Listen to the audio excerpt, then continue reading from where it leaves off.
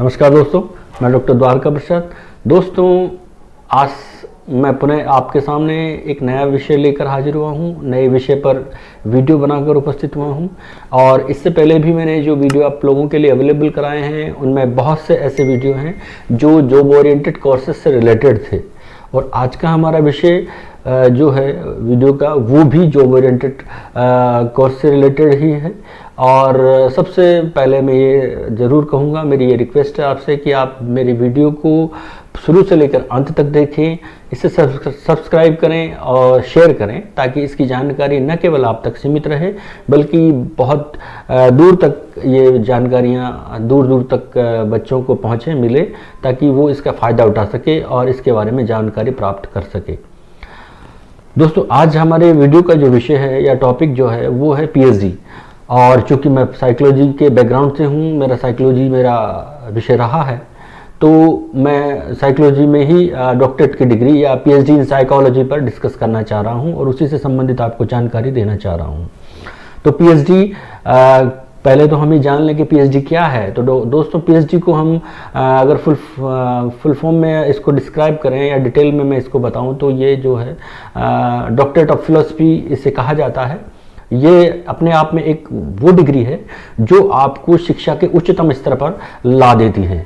तो इसके बाद बहुत रेयरली बच्चे आगे कुछ अतिरिक्त डिग्री लेने की कोशिश करते हैं, क्योंकि ये वो डिग्री है जिसे लेने के बाद आप बड़े से बड़ा जॉब भी अगर करना चाहें तो आप कर सकते हैं, क्योंकि आप जनरली पीएचडी तक बहुत कम लोग कर पाते हैं। मैं ऑल इंडिया की बात करूं तो आज स्थितियाँ बदलती जा रही है। अब जो लोग एक्चुअल में इंटेलिजेंट है, जिन लोगों में योग्यता है, क्षमता है, जो लोग इतने समय तक शिक्षा के लिए अपना समर्पण दे सकते हैं, डेडिकेशन दे सकते हैं, वो लोग इस डिग्री को प्राप्त करने की इच्छा रखते हैं। इस डिग्री को करने के लिए जो प्रारंभिक योग्यता होनी चाहिए दोस्तों, एज ए कैरियर काउंसलर भी मैं कुछ खास चीज़ें आपको बताना चाहूँगा कि जिस व्यक्ति को ये डिग्री लेनी होती है वो व्यक्ति अगर क्योंकि इस डिग्री का जो सबसे बड़ा एक अगर पॉजिटिव पॉइंट है तो वो ये भी है कि इसमें अगर आप एमबीबीएस नहीं करते हैं तो भी आपके नाम के आगे डॉक्टर DR लग जाता है, क्योंकि ये डॉक्टर ऑफ फिलॉसफी है तो आपके नाम के आगे डॉक्टरेट करने की वजह से DR लग जाता है। तो ये अपने आप में एक उपाधि है, एक आपको एक बहुत ही अच्छा फील कराने के लिए प्राप्त की गई एक ऐसी डिग्री है जो शिक्षा जगत में लोगों को बहुत कम लोग ले पाते हैं, बहुत मेहनत के बाद मिलती है। तो आपको अगर कोई डॉक्टर कहे या आपके नाम के आगे डॉक्टर लगता है तो आपको बहुत अच्छा फीलिंग आती है। तो अपने आप में एक बहुत अच्छी डिग्री है। दोस्तों, इस डिग्री को प्राप्त करने के लिए मैं आपको सबसे अच्छी सलाह मेरी ये होगी कि जिस व्यक्ति को या जिस स्टूडेंट को ये डिग्री प्राप्त करनी होती है उसको अपने 10th 11th के लेवल से ही ये सोचना प्रारंभ कर देना चाहिए। आज के संदर्भ में, आज की नई आधुनिक शिक्षा नीति जो इम्प्लीमेंट होगी या जो होने जा रही है उसमें आज के संदर्भ में आज के बच्चों को मैं ये एडवाइस करूंगा कि वो अपने 10th 12th से ही ये सोचना प्रारंभ कर दें कि मुझे तो हायर एजुकेशन लेनी है और उसमें भी मुझे डॉक्टरेट की डिग्री लेनी है, ताकि वो एक सब्जेक्ट, पर्टिकुलर सब्जेक्ट पर अपना कॉन्सेंट्रेट डेवलप कर सके। क्योंकि ये डिग्री लेने के लिए न्यूनतम पात्रता की अगर मैं बात करूं तो आपको ग्रेजुएशन में सब्जेक्ट रखना होता है जिसमें आपको पीएचडी करनी होती है। उसके बाद आपको पीजी करना होता है, पोस्ट ग्रेजुएशन करना होता है पर्टिकुलर उसी सब्जेक्ट में जो कि आपके ग्रेजुएशन में होता है, और मिनिमम 55 मार्क्स तो होने ही चाहिए। ये तो मिनिमम लास्ट जो है मैं रिक्वायरमेंट जो इसकी पात्रता के लिए प्रमुख शर्तों में आता है वो है। बाकी तो यूनिवर्सिटी स्थिति दिल्ली यूनिवर्सिटीज़ की ये करूँ मैं बात, तो वहाँ पर इस परसेंटेज का कोई मायने नहीं रखता। वहाँ पर तो आपको हायर परसेंटेज की बात की जा सकती है, या आपको बहुत से और टर्म कंडीशन है जो आगे वीडियो में आपको बताऊंगा वो आपके लिए ज़रूरी होती है। तो दोस्तों इसके लिए जो है यूजी पीजी जिसमें 55% का जो है क्राइटेरिया होना चाहिए, ये एक मिनिमम जो है होना चाहिए। इसके बाद दोस्तों एक टेस्ट जो है ऑल इंडिया लेवल पर लगता है जिसे नेट कहा जाता है, नेशनल एलिजिबिलिटी टेस्ट। इसको देना भी इस के लिए पहले शर्तों में आता था और अब भी शायद कुछ स्टेट्स में है। तो जब नेट का एग्ज़ाम फाइट करते हैं तो व्यक्ति जो है पीएचडी के लिए पात्रता रखने की स्थिति में आ जाता है, जिससे नेशनल एलिजिबिलिटी टेस्ट करते हैं और वो जॉब के लिए जो गवर्नमेंट जॉब में या सरकारी यूनिवर्सिटीज़ में जो पढ़ाते हैं या प्राइवेट यूनिवर्सिटीज़ में पढ़ाते हैं या कॉलेज लेक्चरर के रूप में अपने आप को पढ़ाने की इच्छा रखते हैं, उनके लिए भी ये नेट का एग्ज़ाम पास करना ज़रूरी होता है। तो ये रिसर्च वर्क के लिए पीएचडी में चूंकि रिसर्च वर्क होता है, आपको इसके लिए नेशनल एलिजिबिलिटी टेस्ट पास करना भी एक शर्त के रूप में रखा गया है, पात्रता की आवश्यकता के रूप में रखा गया है।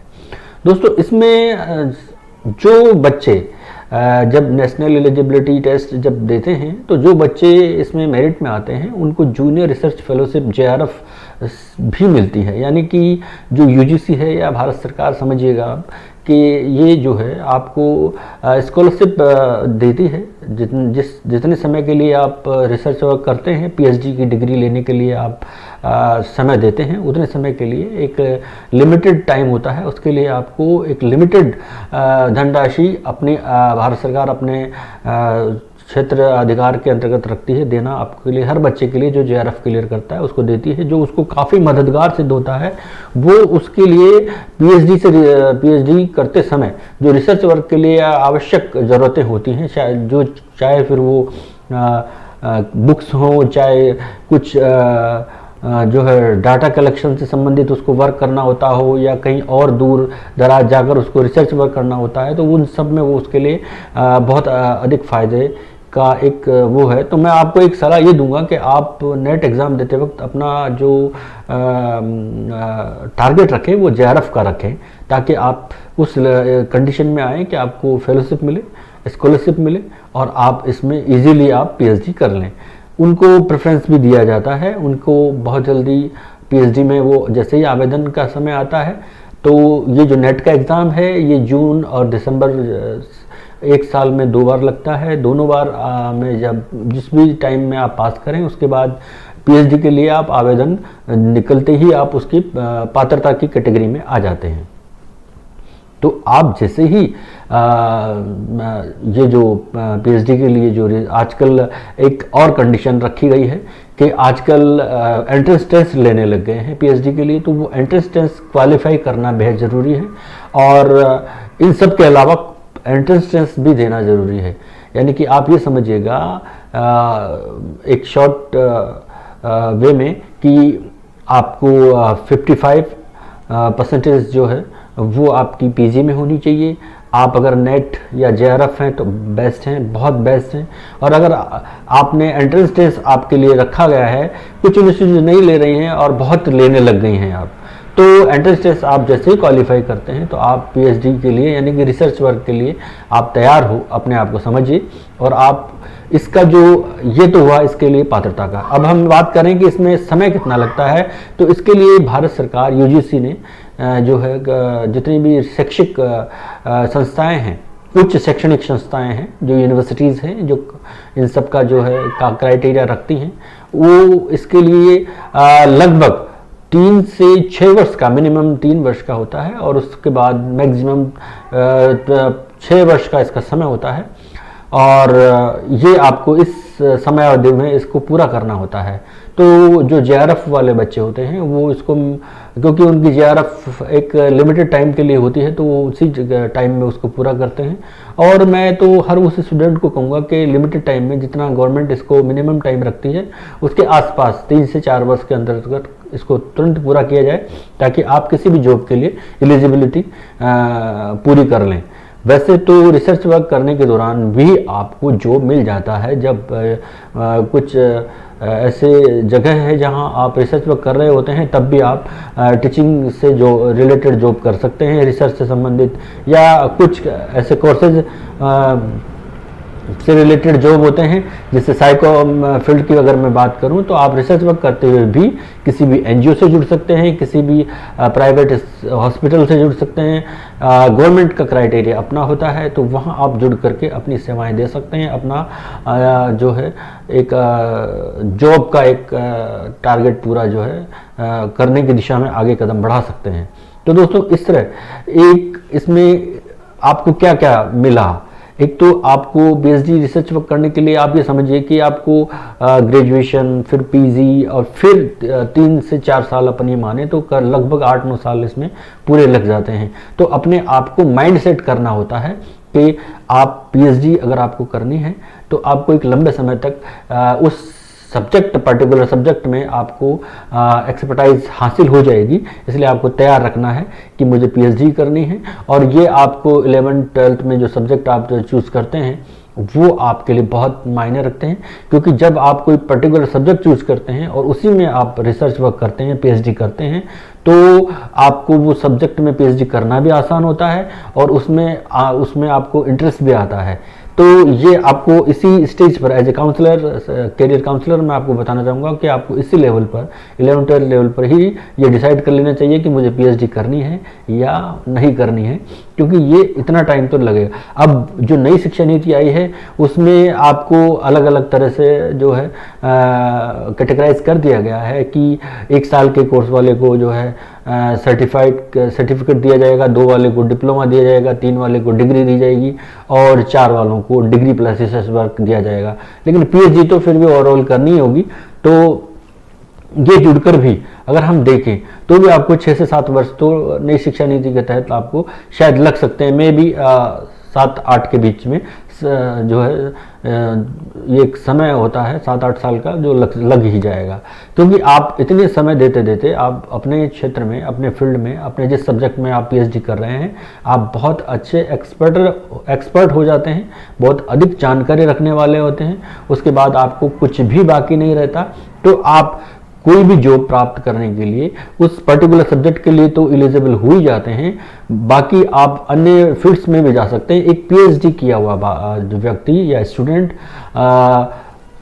एज ए प्रोफेसर, जो गवर्नमेंट हो सकता है, जो प्राइवेट हो सकता है, उस फील्ड में जा सकता है।